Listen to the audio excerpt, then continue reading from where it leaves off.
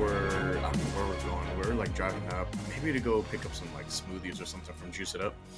And so I'm taking it's a main street, but it's going through a residential area. And straight up, this person, I don't know who the hell they were driving down in a DeLorean.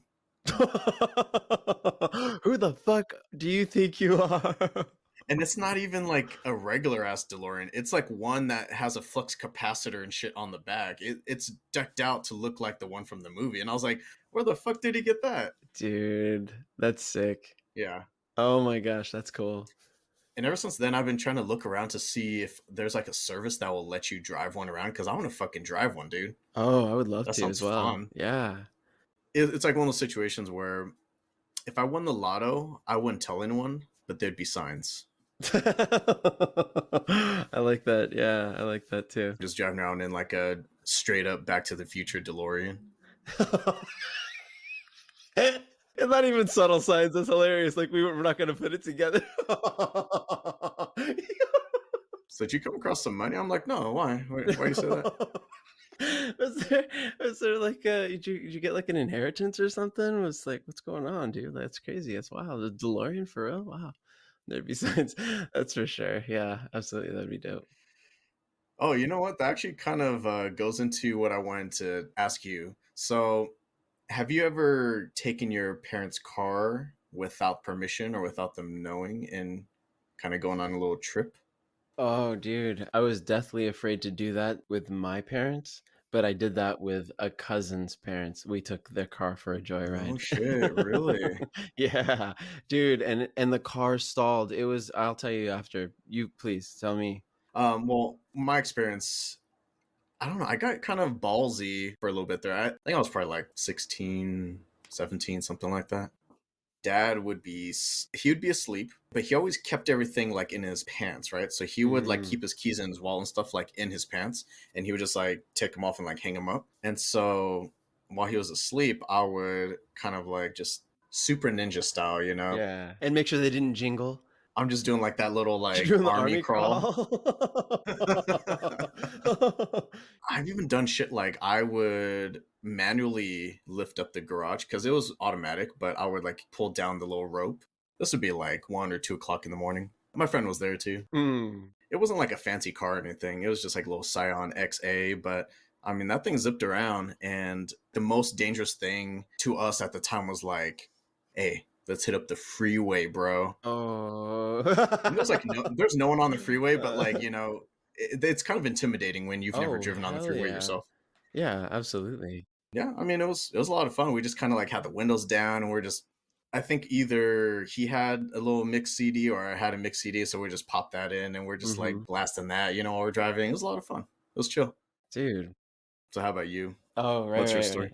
So yeah, that story. That's the first one that came to mind, at least. I can't think of another, but this yeah, my cousin, we're the same age, and we were having a sleepover, which was rare. We didn't do that all that often. Anyway, we were doing, I think we were washing, we got the keys to the car. It was a Camaro. We got the keys to the car to wash it, and my cousin said, "Oh yeah, we're just gonna take it around the block real quick." We were just supposed to move the car. Anyway, he ended up just deciding, instead of turning, making that left, we just went straight down that same street. Damn, aim for the bushes. Gave it, yeah, aim for the bushes. There goes my.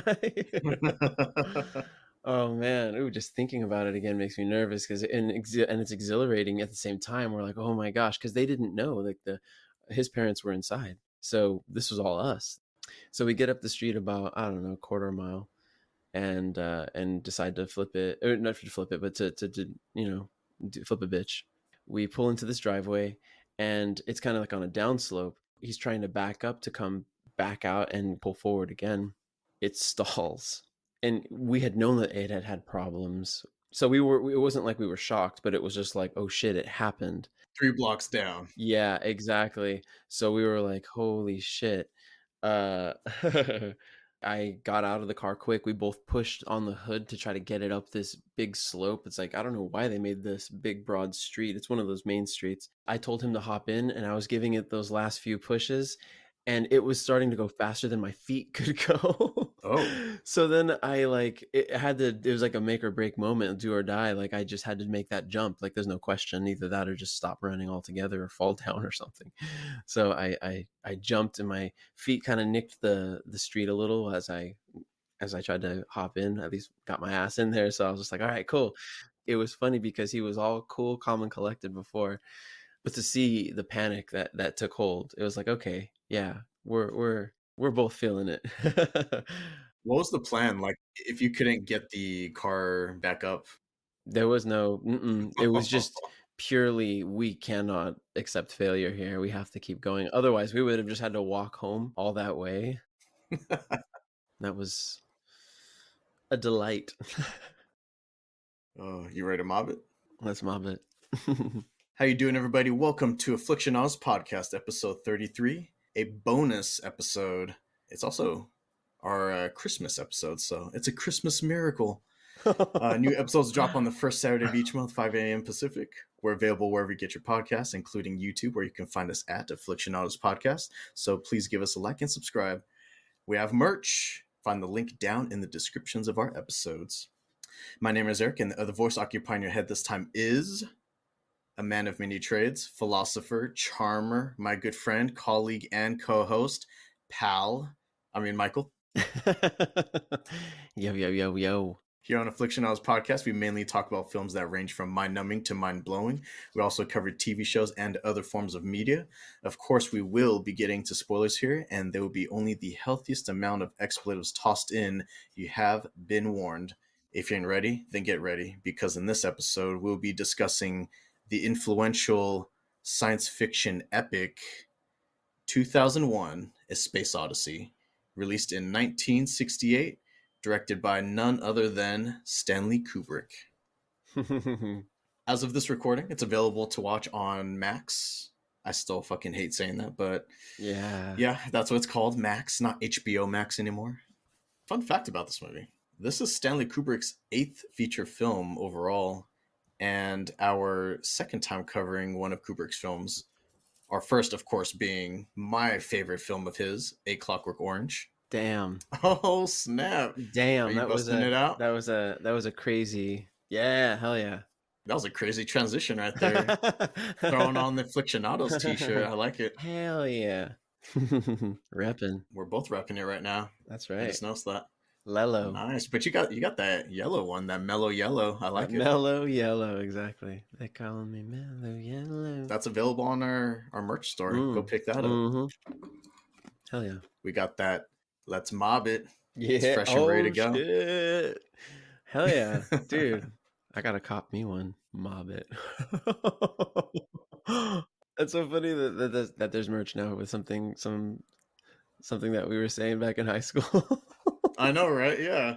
It's like, who would have thought that would be a thing later on? Yeah, it was just like, hey, yeah, let's just do it. And it was so goofy too. That's the whole point. It was just like, we're acting all tough. We're gonna go play hearts.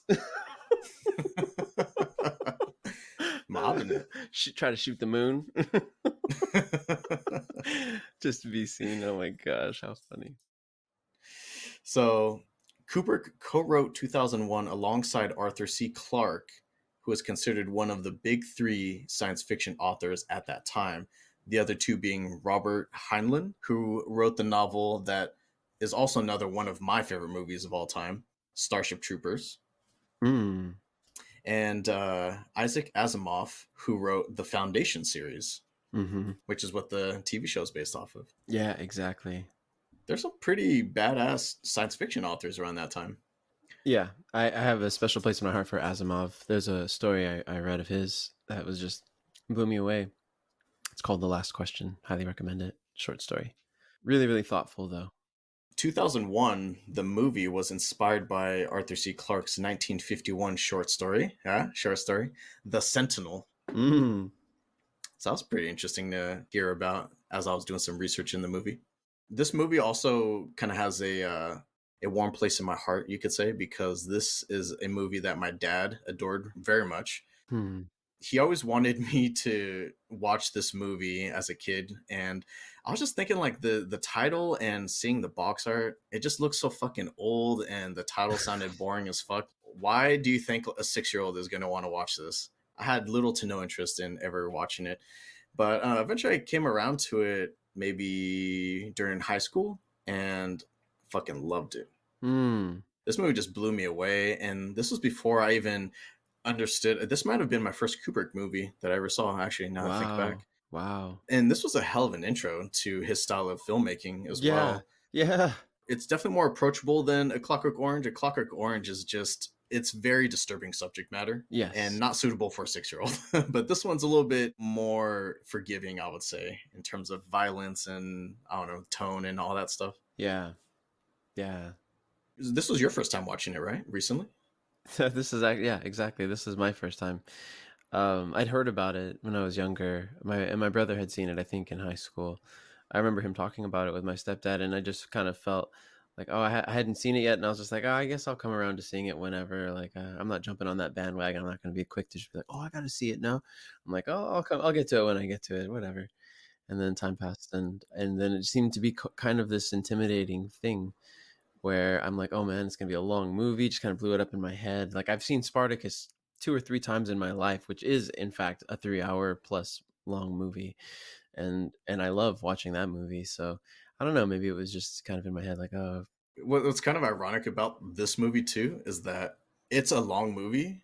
The runtime is long, but me writing out the notes, it's actually a lot shorter than many of the movies that we've covered in the past. mm-hmm. Even though there isn't as much to write about, I think it's because Kubrick likes to draw his scenes out, right? So he Mm-hmm. likes to really just let you bask in these scenes a lot of the time. There may not be as many things going on, but also at the same time, I feel like in a lot of ways, there's even more going on, and he wants you to see that. Yeah, it's a very it's a very immersive experience. It feels like Nolan kind of taps into the same thing in his own way, but it's that immersion where you allow yourself. It's like at that point too, it being Kubrick's eighth film, I would think he's earned that respect of giving him the benefit of the doubt. Whatever you're about to see, just hold your breath because it may be a lot more deep than you realize. Give it a chance, sort of. So even though he does have like those long shots, to me I would say it's worth it. I would say it's much like he's like Radiohead. You know what I mean? Like he goes to the beat of his own drum. He doesn't necessarily follow along what fans might want him to do. Radiohead has just always done whatever they're gonna do. And I do feel like it is very different from his previous works. It was a huge step in a different direction, and I think it paid off. I think it's showing his versatility that he's able to cover other genres, not just war movies or anything like that. There was a review I caught a glimpse of. I was just kind of looking through some stuff with this movie as well, and something they said was what's kind of stunning about this work is that it shows accuracy over some sort of Hollywood fantastical type of science. It's like it's more accurate. It shows more accuracy. So I'm like, who did he employ to make it accurate? What painstaking detail did he go into to make sure that it was accurate? And like what's going under my radar? What am I missing right now? Because the man is like a genius. So anyway, No, he is. He really is. And I mean, there's a reason why he's so influential as a director to a lot of modern day directors. I mean, his stuff, I feel like, stands the test of time. You love The Shining, right? I really enjoyed it. I love Clockwork Orange. I had a blast with this movie. And I'm still excited to go back and dip into the rest of his collection and see what those other movies are like.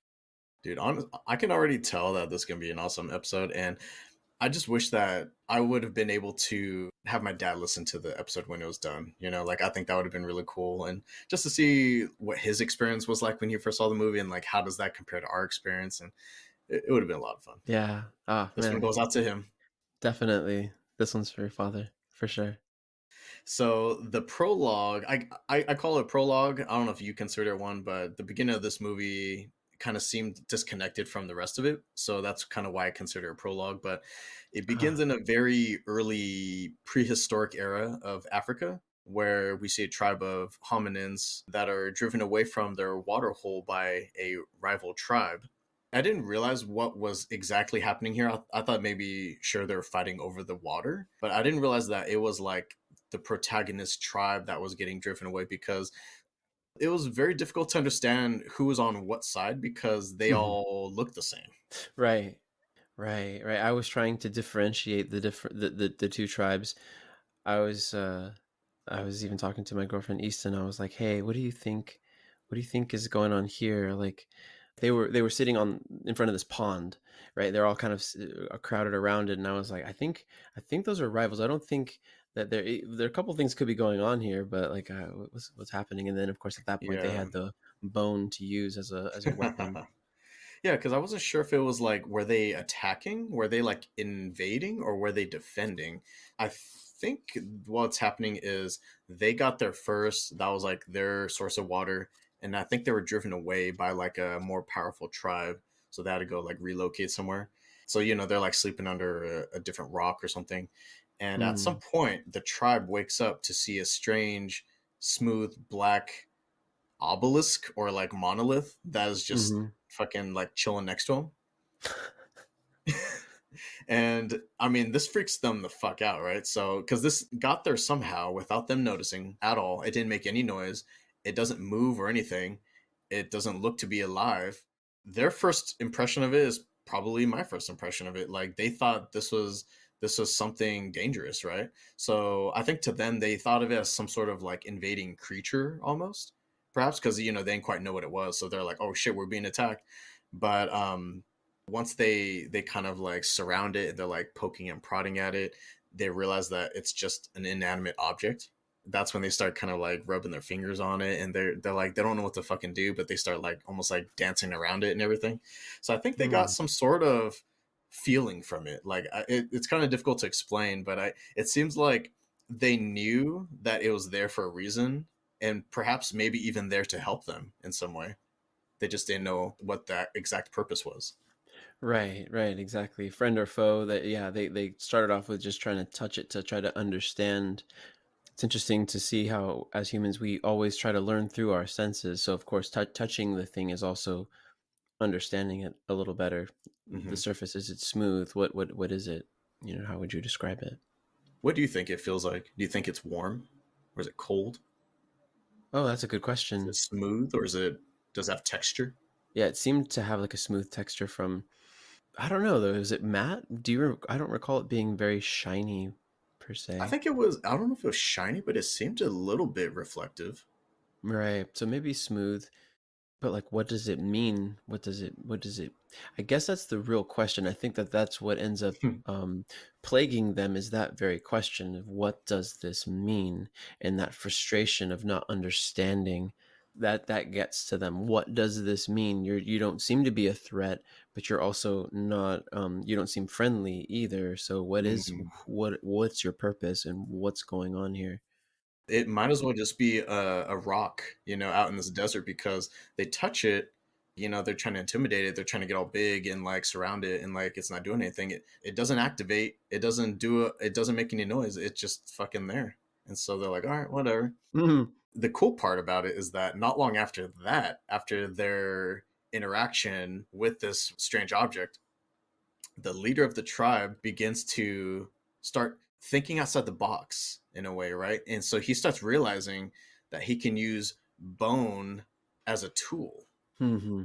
And I wonder if like that was the purpose of this monolith, is that maybe just by being in your presence and you trying to understand what the fuck this is, maybe that triggers a different way of thinking, like maybe that's what starts causing us to evolve in the way that we need to. It's very odd, but it's like indirectly causing us to advance ourselves. Right. Change. Change forces us to adapt and therefore advance. It's like challenging us in a different way mentally, right? Mm-hmm. Like for them, they started out using the bone as like an advanced way of hunting. They became more efficient at hunting, and so they're eating well. They were killing those like little like pig looking things. Mm-hmm. It's like all of a sudden now hunting is not as big of a deal, and you don't have to risk your lives as much. So it's easier and it's safer. more efficient. You're not expending as much energy. You can the same amount of food that they were getting in a day was probably something that they could only get in a week. Mm. And then after that, once they become really efficient with their tools, with the bones, they end up going back to that watering hole and they encounter that rival tribe again. But this time things go a little differently. They didn't come to play. That's right. They handle business. Oh yeah. They make an example of one of them. Now, I mean, because tool's a pretty general term. I mean, that could apply to pretty much anything. But in that case, the tool became a weapon, and they were easily able to just overpower the other tribe and scare them away with minimal effort too. Yeah, really. They just had to take one guy out. Yeah, that was an interesting. The thoughts were running through my mind. My brother's been playing this game, where you play like a Homo sapien, and you're evolving this person. Your being, by just exposing them to new experiences.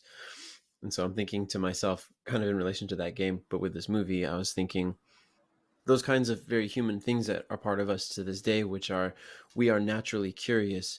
They couldn't just walk away, just as we couldn't walk away without trying to understand this thing. If you tried to live away from this thing, it would in the back of your mind still be burning a hole, Hmm. because you're still wondering what the fuck was that thing. It's why when we see something in the sky like a UFO, people just flip out. They're like, what is that? They want to understand. As humans, we seek understanding. We want to move from the known to the unknown. We're just naturally curious. And so Hmm.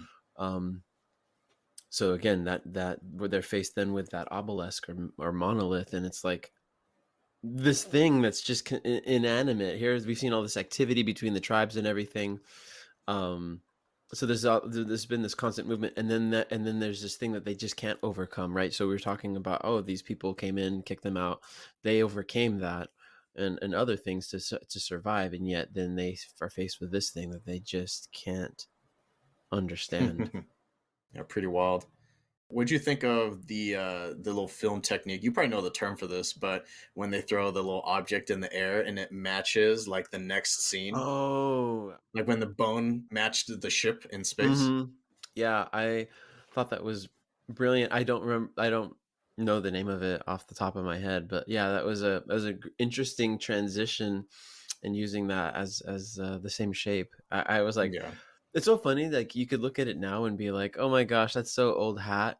That's such a gimmicky thing, but it's like at the time it wasn't. Like you have to almost like put yourself in that space. Yep. Like this is the apex. This is the one that created it. Everyone wanted to copy that. So like Hmm. it's all of those other ones that came after, like in the 80s, transitioning with movement like that in an inanimate object to another thing, another inanimate object. Yeah, and it doesn't even have to be like related at all. Like in this case, it's the bone to the ship, which I think the relation there was the advancements in technology, in tools. You go from this very primitive bone to like now you have this fucking spaceship that's built by man.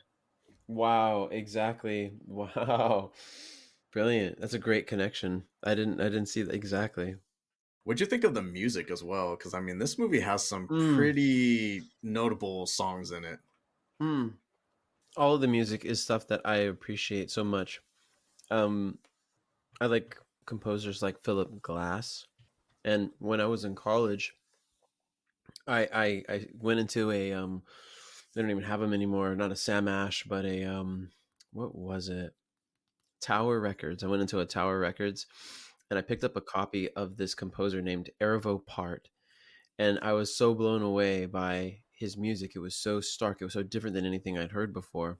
I believe it's his work that's in the movie. The choir, the choral works where it's like really agitated and It was very eerie sounding because it's just like it was a lot of just like that on top of itself, right? Like this like yeah, almost yeah. humming buzz sound.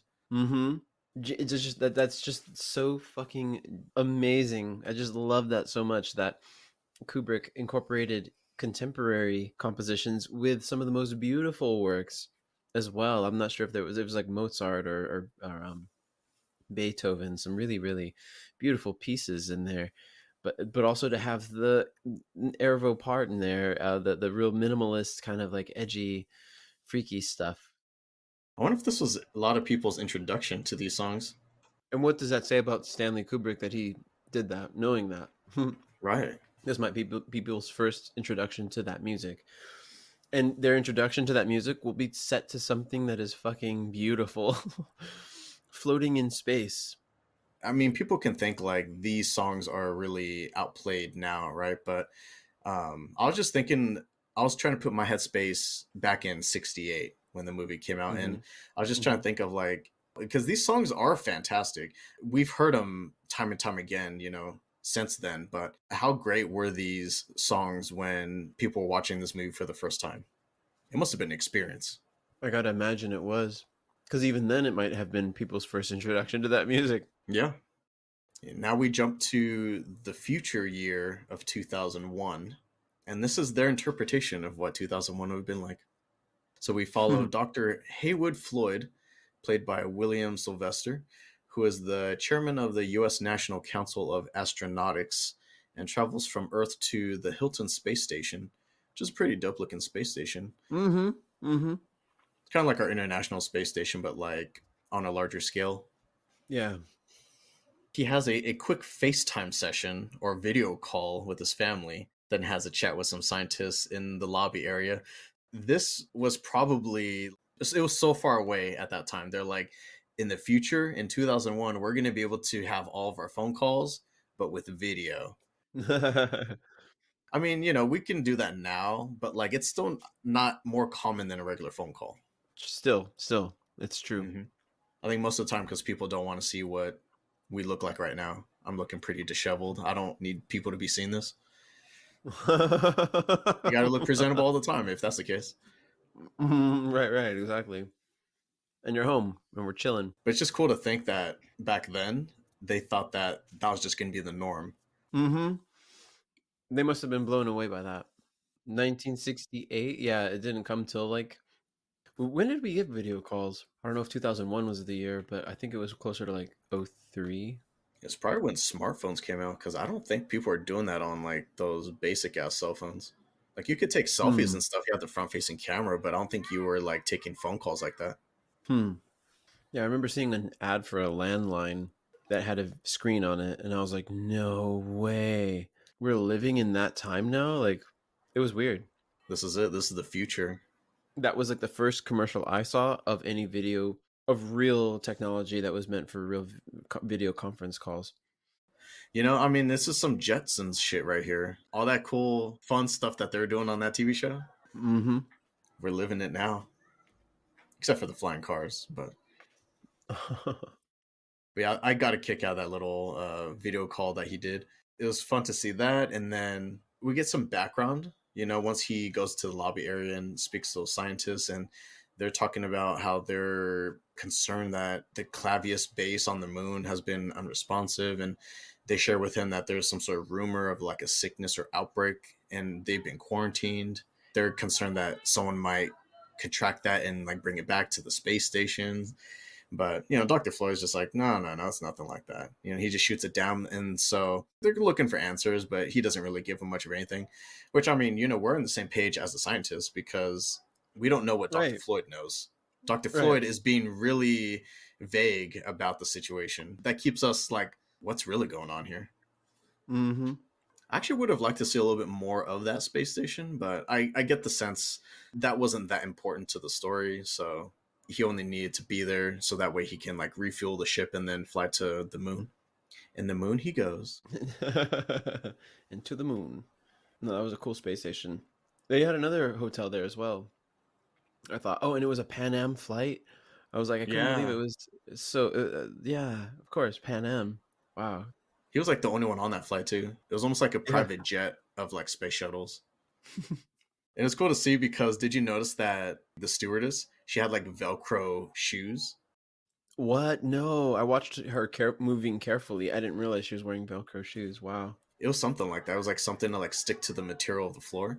And that's when she picks up his pen because his pen's kind of just like suspended in the air and she like tucks it into his pocket. Mm, It was pretty dope. It was like zero that G. was. Yeah, exactly. It's 0G. That's right. Something like that. So Dr. Floyd travels from the space station to Clavius on the surface of the moon. where a meeting is conducted stressing the need for secrecy regarding their newest discovery, which we still don't know what the hell it is. They're being really vague and secretive of whatever it is that this topic is. They're not naming any specifics. So again, we're kind of left out of the loop.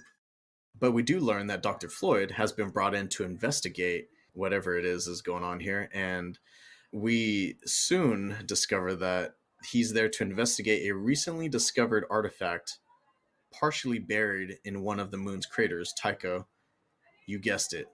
It's that damn monolith again. It's that damn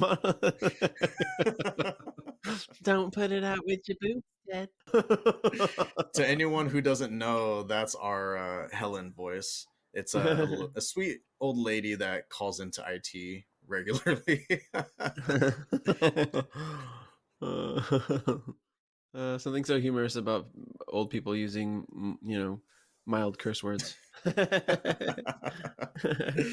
They say the darnest things.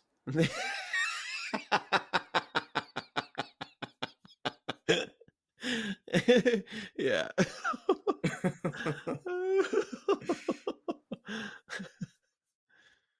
So I'm wondering though, with this discovery on the moon, do you think this is the same one or is this a different one? Are there like several of That these? is a damn good question, and I don't know the right answer to that because I thought the same. I was like, oh, is this monolith something that's been here since those hominins were around, or since before them? Mm-hmm. Or I was thinking, was that really Earth? I wasn't sure of anything. I hadn't done any kind of reading Mm-hmm. on it yet. So Mm-hmm. when I watched it, I was just like, is this Earth or is this some other planet? Are these monoliths being sent out simultaneously right now, or have they been around for a while and we're just picking up on, oh shit, these things are everywhere and they have been. We Yeah. just now found a way to determine that they're around. They can travel or they can be transported in some way because we saw that Monolith wasn't there at the very beginning and then it was. And we just don't know how the fuck it got there.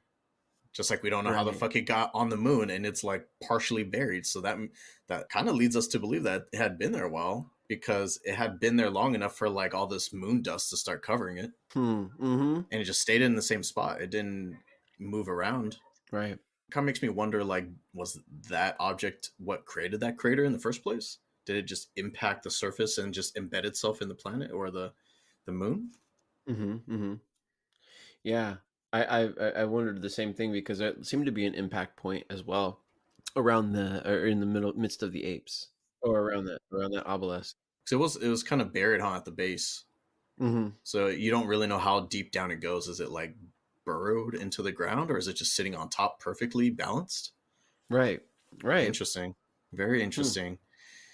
They were doing some digging with this one on the moon though, like there's a whole excavation site around it and they walked down to it and everything and Dr. Floyd and company examine the object, not unlike the hominins in the prologue, right? Like they're just kind of like Mm-hmm. carefully approaching it, looking around it, trying to understand it. Um, they attempt to take a team photo in front of it, and then there's this debilitating high pitched sound that stuns the crew. It's kind of alarming, because at least what I got from it was like, is this some sort of defense mechanism that's doing right now? Mm-hmm. I wonder why it started making that noise all of a sudden. Yeah, what was different? What had changed? Why could the others approach it but not these? Yeah, because up until then, it hadn't made any noise. So that I think that's why Mm-mm. they felt safe to approach it. Apparently, they discovered a new function that it can do. These obelisks can emit this high pitched sound. Mm-hmm. Now we jump 18 months after that, and this is pretty much the time frame for the rest of the movie. So now we have the American spacecraft Discovery 1 that is Jupiter bound and is transporting several scientists, including Dr. Dave or David Bowman, played by Keir DeLay, and Dr. Frank Poole, played by Gary Lockwood. These two are the only two awake because the rest of the crew are in suspended animation. So they're tasked with just making sure that everything's running properly, do any repairs necessary, but they're just there to make sure that the rest of the crew get to Jupiter in one piece. Did you think that it was a little awkward seeing the lack of speaking going on, because you have Dave and Frank walking past each other and like near each other and stuff like that, but they don't really talk a whole lot. Like it was pretty quiet and it was just a lot of ambient noise going on. Mm-hmm. Mm-hmm.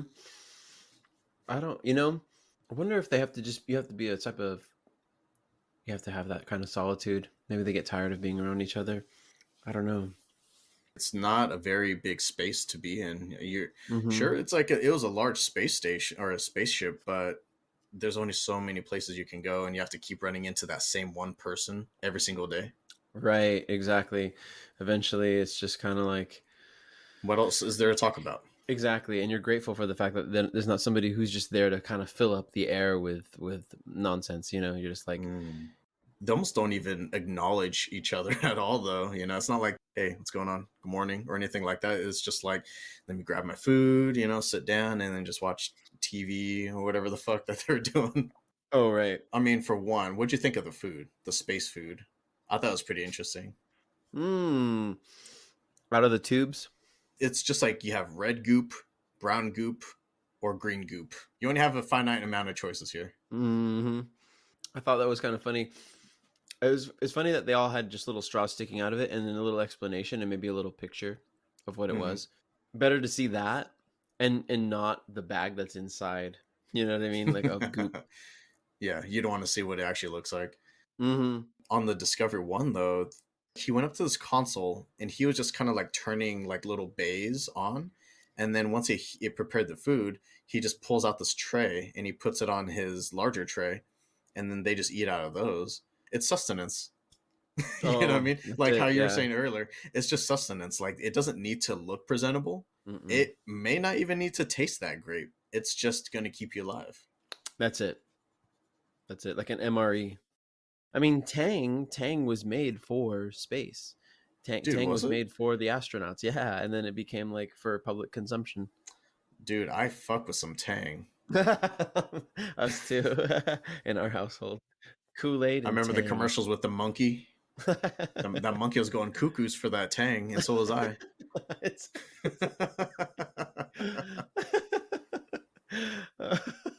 Same. That thing could go for a while, but man, having some Tang in the house was definitely a treat. You're like, dang, Dang, is that Tang? dang.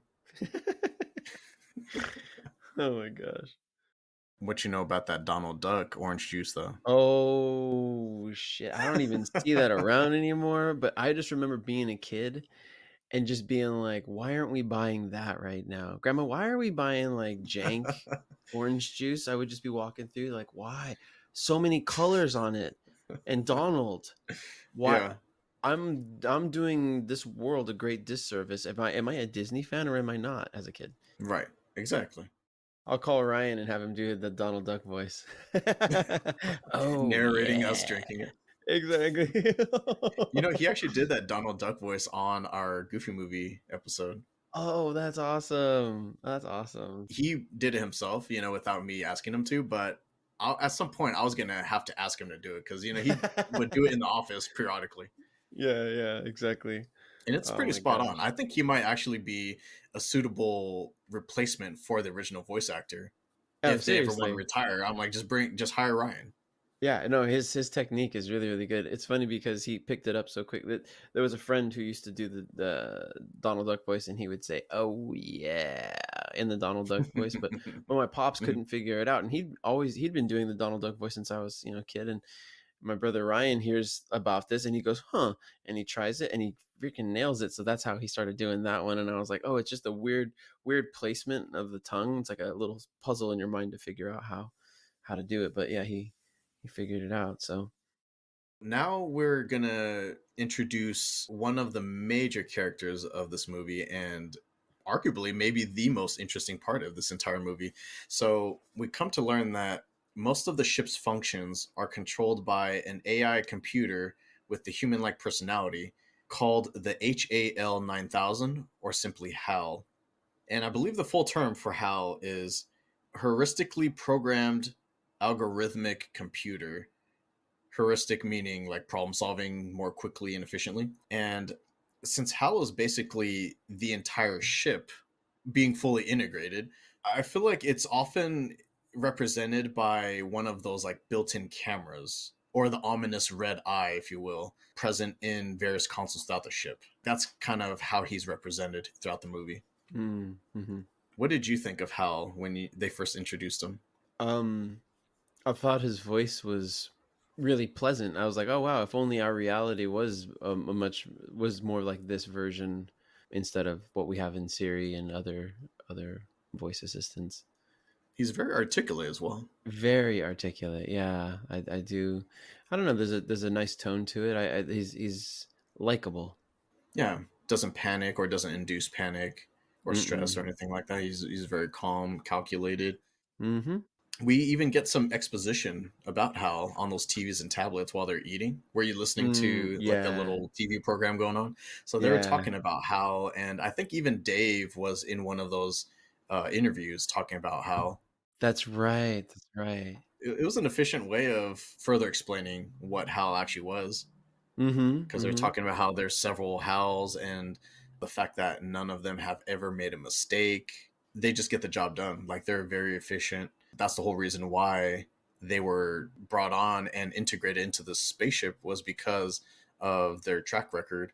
It's a win-win, you know, like of course we're going to want the best technology on this ship with us to assist us in whatever way we can to ensure that this mission goes through successfully.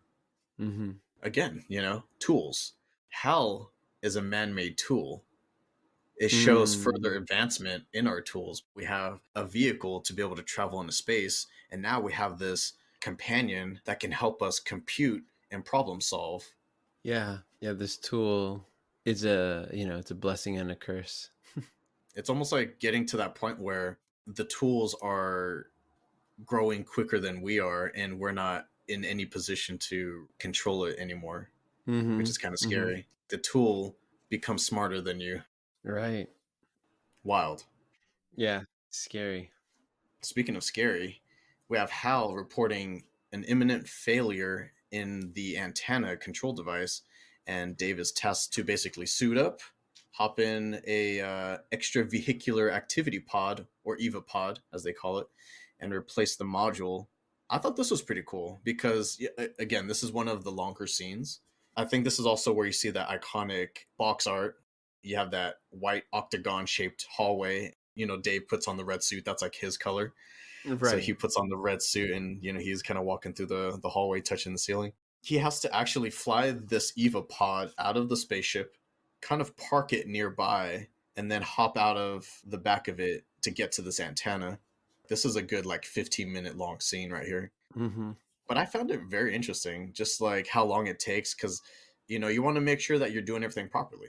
But it seemed safer to just kind of like crawl out of a hatch with yourself attached to the ship like a tether, manually crawl your way to the antenna from a hatch, rather than to park this little pod nearby and then like dive out of it. Because that seems like it's not as controlled. Uh-huh. Just so you can do a repair seems like it's kind of risky. Yeah. Unnecessary. Unnecessary risk, but man, is it beautiful. It is. It's definitely really cool to watch, and just to see him work. I had no idea what the fuck he was doing. It looked like he was basically just pulling out a battery and throwing another one in. Mm-hmm. Dave is able to replace that little module in the antenna. He brings it back inside the ship, and they start examining it. The only problem is they can't find anything wrong with it, including Hal, which is a little concerning because Hal has never made a mistake. And so they're looking through it and they're just like, you know, Hal, I can't find anything wrong with it. And Hal even admits it itself, right? It's just like, yeah, I can't really find anything faulty with it either. Everyone's just kind of left shrugging, like, okay, like that was a waste of time. So this is where Hal suggests reinstalling that supposedly faulty module and allowing it to fail so that way they can properly identify what's wrong with it. But Dave and Frank are like, why would we do the double work and go through all the hassle just for research purposes? Go back out there, put this module back in, let it fail, go back out there, bring it back, and then we will finally know what's wrong with it. Uh, I think Hal is thinking like, there's no way I could be wrong. We're never wrong. There's got to be something wrong with it, and we need to find out what it is. So Hal's kind of like more focused on that part, and I think Frank and Dave are like, this is weird. Exactly. But I guess they ultimately decide to go through with it anyway, because later on, I think Frank does go out there to replace it. But before that, the incident is reported to Mission Control, who then run the report through their own HAL computer back at home base. And that HAL identifies that Dave and Frank's HAL actually did make a mistake. There is nothing wrong with it. Oh, wow. Dave and Frank are informed that the one that's on their ship that they use and depend on actually made a mistake. Mm-hmm. And this is the first time in the history of the H.A.L. 9000 computer that HAL has actually made a mistake. Furthermore, to make things even more concerning, HAL kind of tries to defend himself in this situation by explaining to Dave and Frank that since HALs don't make mistakes, it was more than likely a human error. Now they're thinking like, what the fuck kind of shit is that? You know, like now we're getting blamed for this thing being faulty, but not really. Mm-hmm. When it was entirely Hal's fault. Like we wouldn't have ever questioned it had he not brought it up. Mm-hmm. Mm-hmm. And now he tries to turn around and say like, oh, this must be a human error. So what does that say about Hal? I know. He's a bitch ass mofo. That's what it says. Mm. At this point in the movie, how were you feeling about Hal? Were you starting to get like these ominous feelings about him? Yeah. Well, I knew he goes. I mean, that had been spoiled for me already. The Mm. fact that Hal's bad, or at least it doesn't have our best. It doesn't have human best interests at heart. So I was looking for when the shoe was going to drop. So as soon as that he sent them out, I didn't realize he made a mistake. In fact, actually, what I thought was, oh, he's already plotting to kill them. He's not. I didn't think about him actually making a mistake, but now that you've explained it that way, I'm like, oh, okay, now I see what happened. Okay, it makes so much more sense. Okay, yeah, he made a mistake, and then he takes issue with them. Like he just suddenly has to bring it up again to be like, yeah, it's a human error more than likely, because we all know humans make errors. Yeah, that's what I thought was so funny about it, was that he can't just accept that like I was wrong. He's just like, no, Hals don't make mistakes. It must be a human error somehow, even though another Hal just proved him wrong. Right. Dang. Yeah, and then it's like once he makes that jump, human error, he suddenly just goes, "Oh, I just got to kill the humans now." It kind of opens a floodgate in a way. Mm-hmm. Like I feel like this incident started making the two crew members a little uneasy, and it started making Hal uneasy. They're almost like trying to think of like, how can I continue this mission without the other? Right, right. Oh shit. They're starting to think in their minds that, fuck, if we need to disconnect Hal, how are we going to do that? He controls like damn near everything on the ship. So is there a way that we could actually disconnect pieces of him and still keep full functionality of the ship? They have Right. that whole thing to think about. And then Hal's thinking, am I going to have to like get rid of these fools because they're going to try to get rid of me? They're going to eat her and then they're going to eat me. Oh my god. Hmm. This was a pretty fun to watch, this part of the scene, because the tension could be cut with a knife. Seriously. Tensions are kind of high between Dave, Frank, and Hal, because Hal even says like, I hope your discovery of this information doesn't change your opinion about me. You know, like Hal was basically saying something like that to the two crew members, and they're like, no, no, no, of course not. And then Dave invites Frank to test communications in the Eva pod. So they go inside the pod, and he orders Hal to like rotate the pod or whatever. And so that's when you can kind of see Hal in the background, right? Just that eye watching them at all Uh-huh. times. Uh-huh.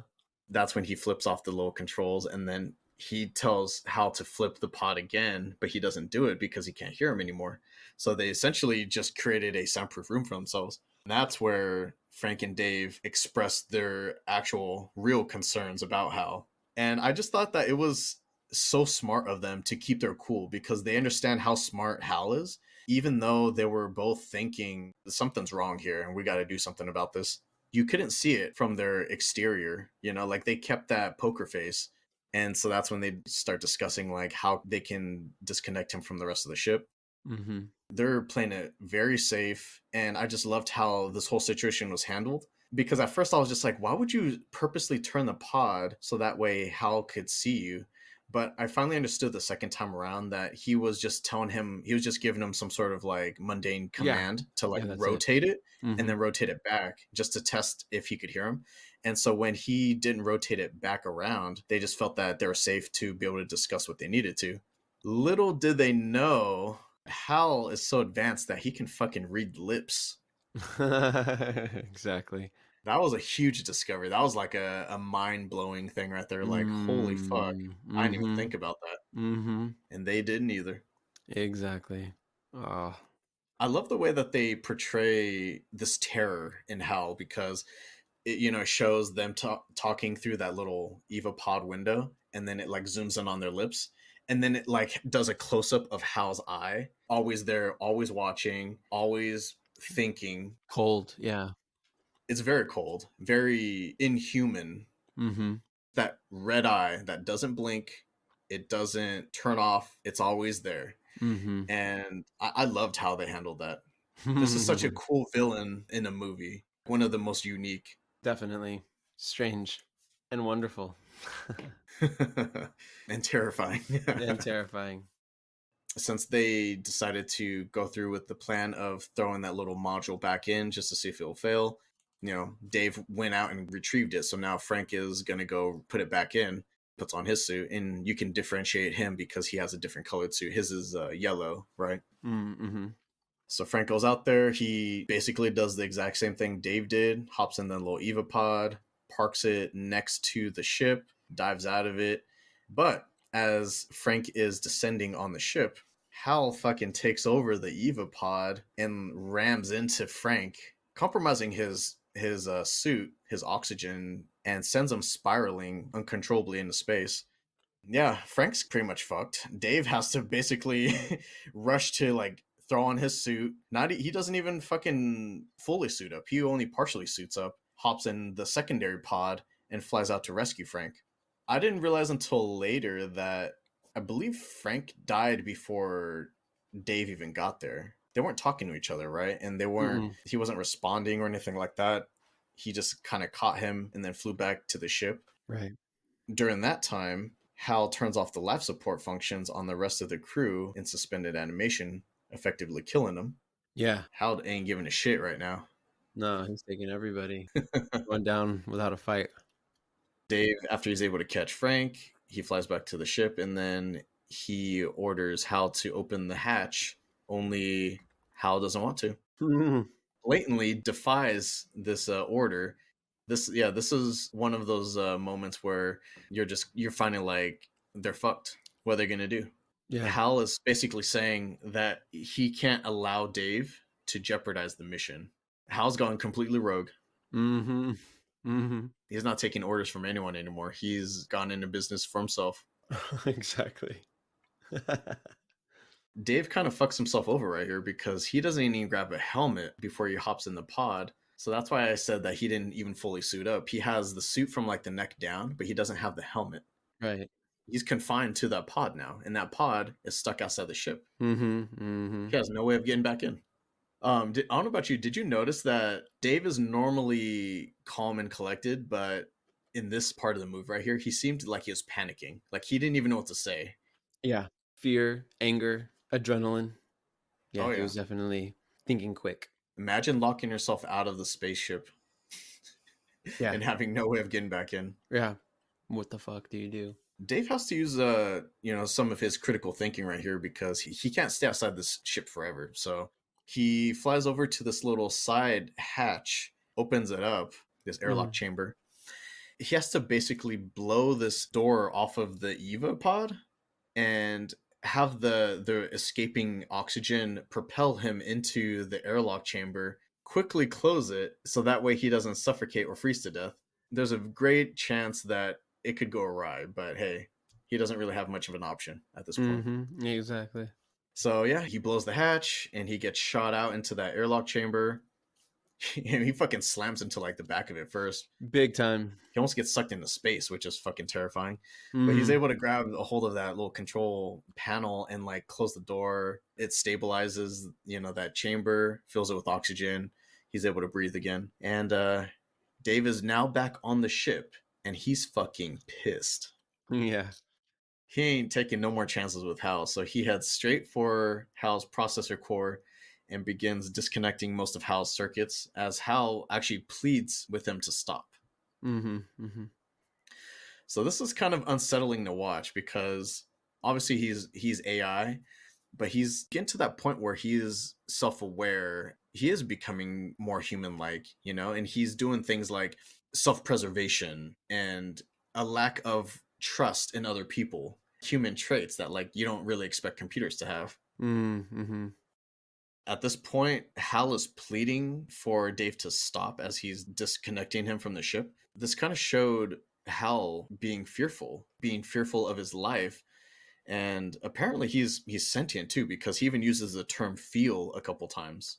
Mm-hmm. I feel it. I feel it, Dave. Very strange and kind of unsettling. Mm-hmm. Did you feel bad for Hal at all? Because Yeah. he was essentially getting killed right here. Yeah, a little. Yeah, I did feel a little bad, but knew it needed to be done. It's like you're fighting like another human. It's so weird. Yeah. Yeah. After Hal is finally shut off, a pre-recorded briefing of Haywood from the beginning of the movie, a briefing of Haywood plays, and it's meant to reveal to the now dead crew of the Discovery One their mission to Jupiter was actually to investigate this radio signal that was sent from the moon's monolith to Jupiter. So that sound that was emitted, they later discovered that that was a radio signal that got sent to Jupiter. Oh. Interesting, right? Yeah. Yeah. So now I'm starting to think that I wonder if the reason why it emitted that at that time when you have that crew there was because maybe identified that these people may have been capable of discovering the message that it was trying to tell them. And so it's pointing them where to go. It's like, all right, now that you got here, your next checkpoint is over there in Jupiter. Mm. Right. No, that sounds to me exactly like what you're saying now. Yeah. Sending a message to them, that seems the most likely thing, and that we would pick that up. It's giving us a paper trail, right? Or like Mm-hmm. a breadcrumb to Uh-huh. follow. Yeah, sure enough, that's what it was. It was pointing to Jupiter for some reason, and they don't quite know what it is yet because that video package was supposed to play once they got there, but you know, they ran into some snags like Hal trying to kill them. Yeah. So Trying and successfully killing them. yeah. Minor snag. So Dave is, I think that was kind of top priority for him. You know, it wasn't necessarily like what's at Jupiter. I think it was more like, how the fuck can I get back in the ship and stop this son of a bitch? Right. Finally arriving at Jupiter, Dave finds a third, larger monolith floating in space. He hops into another Eva pod, flies out to it to examine the monolith, but then is pulled into some sort of vortex full of color. So, what you think of this part of the movie? This is the climax right here. Yeah, that was insane. I don't remember the film technique he used, but it wasn't even a film technique, I think. And he just wanted to film it. I think he saw something and he wanted to film that. So that whole sequence of colors and everything, Were you expecting that no, no. at this point? Where you're like, what the fuck is going Yeah, on? I'm like, what am I really watching? It was beautiful and scary music and yeah, all of it. Just it was unexpected. Where's he going? You know, what was that? Was that some sort of just wormhole that he didn't see? Right, right. Like that, like the monolith itself was like the monolith itself had somehow like opened that up for him. He was going through some sort of Stargate or something, right? Like he's getting transported to a different part of the universe. Yeah, Stargate. Wow. Yeah. Yeah, yeah, where did it put him? In some ways, this part of the movie kind of, and this is what I was alluding to when we were recording Interstellar, but I didn't want to spoil anything. So when we were talking Ah, about Interstellar, I said the last quarter of the movie reminded me of 2001: A Space Odyssey, and now you wow. see what I'm talking about, right? Yeah, a whole like absolutely direct correlation. Around the same time of the movie too, like the last Yeah. quarter of this movie is around the same time that happens in Interstellar as well. Mm-hmm. Mm-hmm. Ah, Well paced. As he was traveling through this thing, whatever this thing is, and wherever he's going, did you expect that destination at the very end of it? Like at the end of this rainbow is this fucking weird ass. Victorian looking. I thought of it as like a cell because there's no doors, there's no windows, there's no way out. It's this kind of futuristic, but yet old styled bedroom, Mm-hmm. Mm-hmm. and he's just stuck there. He got transported here. You got this brightly lit room. The floors are the lights basically. The light is coming from the floors, and there's nothing else other than this bedroom and a bathroom. And what this leads me to believe is that whoever gets transported here is provided the bare essentials. That's it. These humans need to eat, so we'll give them some food at this little dining table. They need to shit, so we'll give them a little bathroom, and then they sleep, so we give them a bed, and that's it. Those are the basic essentials that a human needs. And whoever built it, whoever brought him here, and whoever placed those monoliths there, they obviously knew how humans functioned, and this almost kind of seemed like a place for humans to be transported so that way they could be studied by whoever built this place. Right. Because we Right. can't go anywhere. Once we're here, we can't go anywhere. We're stuck in this Mm-hmm. cage and we're under Yeah. the microscope. Yeah. And the years go by. Very odd. It gets even weirder after that. Eventually, Dave finds older versions of himself and then becomes those older versions of himself. So as soon as he spots another version, boom, he's like instantly transported into them. And then now he's aged significantly, right? So this rapid aging that's happening to Dave, what I'm kind of wondering is he really in this place for that long of a time that he's getting to this point, Oh, right. Right. or is time perceived differently in this place? So like maybe time, since time is perceived differently, it feels instantaneous instead of like taking years and years for him to get to this point. Yeah. And that's and him seeing himself as some sort of just it shows you how quick it can be. Some moments can take a little bit longer. Others you can suddenly just jump gaps and have no control. Yeah, pretty odd and kind of confusing, if I'm being Mm-hmm. honest. Mm-hmm. Oh yeah. I didn't fully understand. Even after watching this movie a couple times, I still don't quite understand this part of the movie. Damn. Yeah, it was puzzling for me too. As we approach the very end of the movie, we now see an elderly Dave resting in his bed, and the final monolith finally reveals itself in the middle of the room, at the foot of the bed. Strangely, Dave reaches out for it.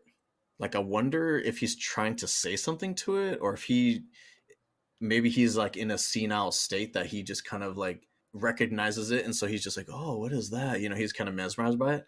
What'd you think of like him like reaching out towards the monolith? Hmm. I don't know. It could also be that we fear what we don't understand and we crave it at the same time. We crave that. So it's like he's still like it brought him to that point and it's powerful enough to I mean maybe it could undo it. Maybe he's thinking it could undo something. Maybe he's hoping it would transport him someplace else. I don't know. Reaching out to it.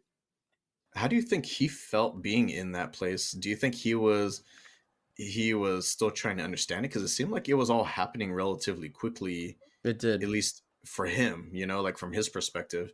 So Yeah. I don't think he quite was there long enough to think like, oh my god, I'm going crazy, I'm never going to get out of here, I'm trapped here. I think he was still trying to understand everything.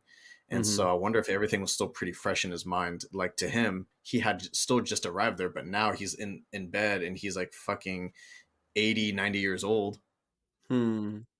But as he reaches out for it, Dave is then transformed into what looks like a fetus enclosed in a transparent orb floating in space above Earth. And that is the end of the movie. Very perplexing, to say the least, Yeah.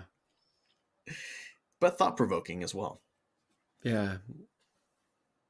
And like keeping in the theme of the monoliths being there at critical moments in our existence and almost helping us advance and evolve as a Mm-hmm. species. I wonder if that's essentially what this was. So the monolith again shows up, and maybe the critical time is that you can only ascend once you've reached the end of your body's lifespan. And so maybe that's why he was kind of being fast forwarded to the end. And then once his body reached that end of life, then he was finally able to evolve past it and transcend into this like space baby. Ah, You know, maybe this is yeah. like a whole like a different plane of existence, and he's like brand new to that. You know, he's starting out fresh. Wow. No, that's brilliant. Yeah. Space baby. Kind of looked like that little dancing baby from like decades ago. You know what I'm talking about? The like Yeah, CGI exactly. dancing baby. Exactly. Yeah. Silly, like Ally McBeal, baby. Um, But it was still him in a way because it still had like his eyes though, right? mm-hmm. It was like he was just Yeah. being born Distinctive. again. Mm-hmm. Through the monolith. It's like he somehow knew. Maybe while he was also while he was also being studied, he was also studying it, like by the experience of being in its world, and maybe that's what he knew as well, lying in there. Pretty wild to think about. Yeah. I feel like once he started getting transported to this other realm, all bets are off. Like I have no idea where this is Yeah. going. No, That's how I I had no idea. And then it's over, and I was like, wow, what the hell? know. What the hell? Basically, what the hell? What the hell? That is a wrap on 2001: A Space Odyssey. If you made it to the end of our podcast, then you've just transcended into a space baby yourself.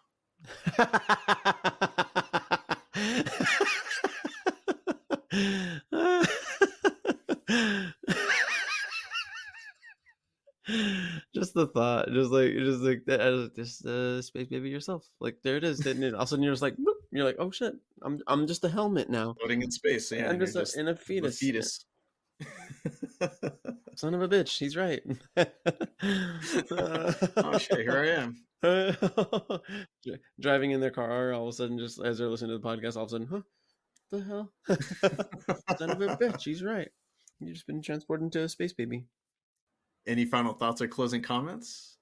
How did it leave you feeling?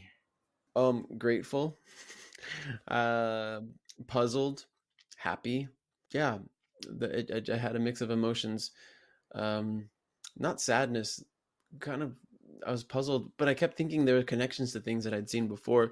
For instance, there's a TV. There's one, not a TV show, a movie on Netflix called "I'm Thinking of Ending Things." Oh yeah, yeah. I highly recommend it. Yeah, what's her name's in it from Hereditary. Why can't I think of her name? Tony Collect. Collette. Hmm. Yeah, she plays the mom in it, and she does a fantastic job. Fantastic job. Um, but there's some elements of 2001 that you'll see if you check it out. You'll appreciate Now you're starting to see the various impact. Yeah. impact and influence that it's Uh-huh. had on things since this movie came out. Oh, dude, I am so impressed. I just so much respect for and appreciation of Stanley Kubrick. Now, in terms of the Kubrick films you've seen, where does this one rank? I would say like three, maybe two or three. I don't know. The Shining. Hmm, It's between The Shining and Paths of Glory, and The Shining are up there. not bad. So pretty high up then. That's cool. I have a Yeah. feeling that this is. I think most people think of 2001 as their favorite Kubrick film. It seems to be the most popular and the one that I kind of hear referenced over and over again. That could also be because I just watch a lot of sci-fi movies, but Yeah. I really did enjoy this movie. I thought it was fucking fantastic, even with the weird ass ending. I actually feel like talking through the events happening with you kind of helps me better understand it myself. Yeah, yeah. Wow. I can relate. Yeah, you just hearing you explain that, and then sometimes getting your insight, then it helps me to appreciate where I was coming from, my perspective as well. I don't know. It definitely does add a lot more to it. And man, that explanation that you had of the baby and of what the monolith is and how it's like kind of this agent of change in some sense, and Yeah, of adaptation or of ascendance in some way, because you don't really know if it's transcendence. directly kind of causing it to happen, or if it's always in the right place at the right time. Right, The thing that we can't deny is the fact that every time it shows up, or it's every time it's discovered, something significant happens. right. Dang. But I do like the fact that he doesn't over explain what it is that those things are. We won't even know if those are the aliens themselves, or if those are just, yeah, tools for communicating with us or interacting with us in some way. Right. More questions than answers. In most cases, I kind of prefer it that way. Me too. I don't like the over explaining and trying to make sense of every single element of a movie. Sometimes Mm-hmm. I like the obscurity. I like the uncertainness. Mm-hmm. Mm-hmm. Same. It's a lot of fun. I like those better too. Make you think. Interstellar, Memento. Yeah, those Christopher Nolan films. Yeah, I hope that not a ton of this movie was spoiled for you before you actually saw it. Just the whole Not H.A.L. not a ton. Yeah, just how. Okay. Yeah, going rogue. But other than that, wow, that's only a small portion. The whole movie surpassed what I thought. I mean, honestly, it's beautiful. And you were saying that you were excited to see some of the film techniques, right? Like in the space station and the spaceship. Was it cool seeing more of that? Like how specifically there was a part where you said someone was like walking along a hallway or something and they start going upside down. Right, right, right. It was when he was like, it was either when he reading, or was it when he was jogging? Might have been Oh, when and he he's was doing that jogging. awkward boxing. Yeah, awkward boxing, exactly. Yeah, shadow boxing and stuff. Um, That was cool. yeah, no, that was it was interesting. Did you notice those sets were curved too? So like the desks were curved, the ends of it would kind of like bow upward, because the whole Ah, thing is like a circular room, right? So I think right. they would mount the camera in one spot. I think it would rotate. The whole thing would rotate. So as Mm, he was jogging, he was always at the base of this ring. mm-hmm. But from the perspective of the camera, it's sideways. And so it looks like he's running horizontally around this room. Right, right, right, exactly. It was really cool. I think Yeah. the part that blew a lot of people away, it might have been at the very beginning, that stewardess. She's gathering the food or whatever, and then she walks to the hallway, and there's this door in the floor, but she starts like walking along this wall, and then eventually that the end of the room is Oh, right. the floor is like perfectly lined up with her, and then she just walks through that door. I loved that. I loved that scene. Yeah. Hmm. Is that when she takes food to the cockpit? Yeah, I think so. Brilliant. It was beautiful. The music was amazing. Oh, dude, that was a stunning, stunning shot. Yeah, The cinematography in this movie, I was digging. I love the way that they portrayed Hal. me Hal too. doesn't even have to move or go anywhere. It's just this eye, but Yeah. yet he was so powerful and menacing at the same time. Yeah, exactly. This inanimate object. Powerful. It kind of shows you that, we may have been advancing beyond our reach. We're biting off a little bit more than we can chew. Exactly. And in some ways, it kind of applies to now, since AI is so prominent now and there's so much hype and focus around it. Mm-hmm. Yeah, yeah. There's that whole paperclip theory thing. Um, I don't remember all the details, but essentially this is it's sort of this thought that if you were to do something with AI, something if you were to assign AI some sort of benign task, like say making paper clips, um, it would make paper clips to the point where it would use all of our natural resources and would destroy us because its sole purpose is to make paper clips. So something so seemingly benign can also be completely damaging, unless, and this is the point, was unless you are able to program empathy into this thing so that it knows not to hurt us or the rest of nature for that matter. Hmm. But yeah, that it would do a task it was assigned to do. Now I don't know if I would say that that was Hal's problem, that I'm doing a task that I was supposed to do, so much as Hal was breaking through to sentience to where he could make a mistake like a human. He was becoming Hmm. more human than human. It's a great song. Yeah, And I just realized that's not on my Spotify. And why the fuck is that not on my Spotify? White Holy shit. Zombie. Forgot about that song. Hell yeah. That's such a dude. My pops bought that CD. I was like, hell yeah. He bumped that in the car. Oh, yeah. I was like, Dad, you're He's a wild. White Zombie or a Rob Zombie fan? Oh, he just loved that song, and he bought this back in the day. You know, he couldn't just buy songs Mm, individually, so he's like, I'll buy the whole damn thing. nice.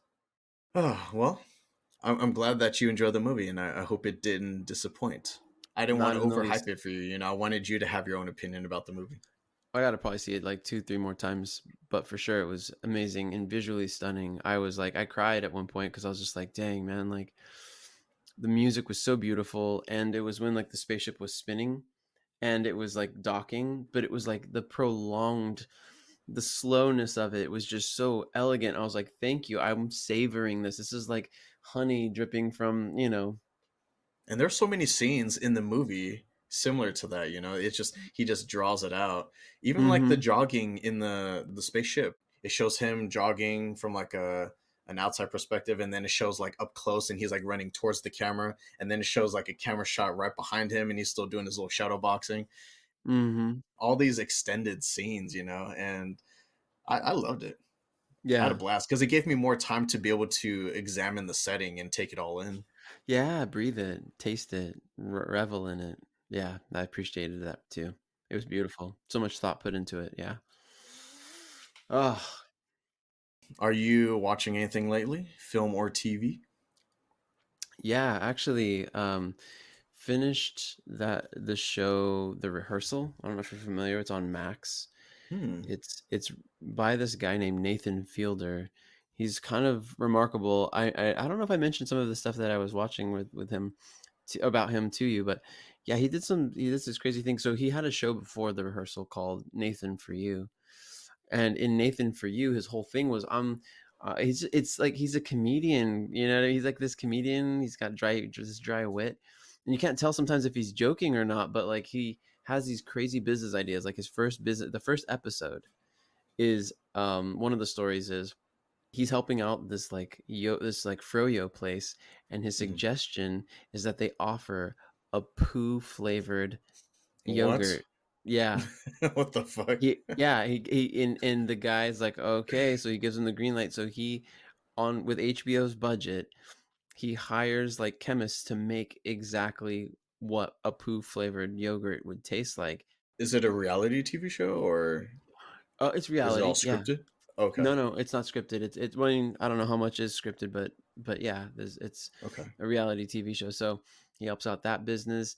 Um, and there was a huge line. Like there was a lot more business they got that day. Um, then yeah, I won't go on. I won't tell too much about that, but that's one example. The Rehearsal is, I would recommend watching a few episodes of Nathan for You, maybe a couple of the early ones and like a couple of the later ones, and you'll see what the rehearsal really was, what Nathan for You was actually leading toward. But yeah, check it out. I really recommend it, dude. It's a good show. Gotcha. All Hmm. right. All right. What about you? Um, haven't watched a whole lot. I was telling you at work, saw the Beckham documentary. I thought it was pretty interesting. That's right. That's right. Yeah. I went in not knowing, well, I don't really watch soccer myself, and I didn't know much about David Beckham other than he was married to Victoria, who was a Spice Girl. Hmm. So I knew more about her than I did David Beckham. Man, he had a pretty interesting career. If you like soccer or football in Europe, and Hmm. you're specifically a fan of Manchester United or anything like that, any of the teams that he's played for, then I think it's worth watching. Like I thought it was definitely enjoyable and informative and entertaining. Honestly, it's cool seeing how he is now. He's a very humble guy. He didn't come from much of anything, and he did have a point in his career when he started getting big. He was kind of like a playboy for a little bit, you know. He was Mm-hmm. like throwing money around, and he was a sex symbol, if you will. Mm-hmm. Mm-hmm. But he runs a American soccer league. I think it's in Miami. I forgot what the Mm-hmm. team is called, but Messi plays for it. Yeah, Inter So Miami. yeah, yeah, Beckham was able to sign the great Lionel Messi. That's crazy. Wild, huh? Yeah, and never in my dreams would I think Messi would be playing here. Especially because a lot of people are giving Beckham shit for leaving the European leagues to come to LA Galaxy. They thought he was Right, selling out like crazy. right, And right. I mean, now you have another legend, arguably even more of a legend than Beckham. And before him, Pele. So you've had Pele at the top, at the height of his career, or at the height after the Olympics. Or, I'm sorry, World Cup, and then Beckham, and of course Messi. Yep. Afflictionados is available wherever you get your podcasts. New episodes drop on the first Saturday of each month, 5 a.m. Pacific. If you enjoy our content, give us a like, a thumbs up, and don't forget to subscribe. Thank you for the listeners out there for joining Michael, Hal, and I. This has been Afflictionados Podcast, episode 33, 2001, A Space Odyssey, and we'll see you all next time. Ciao.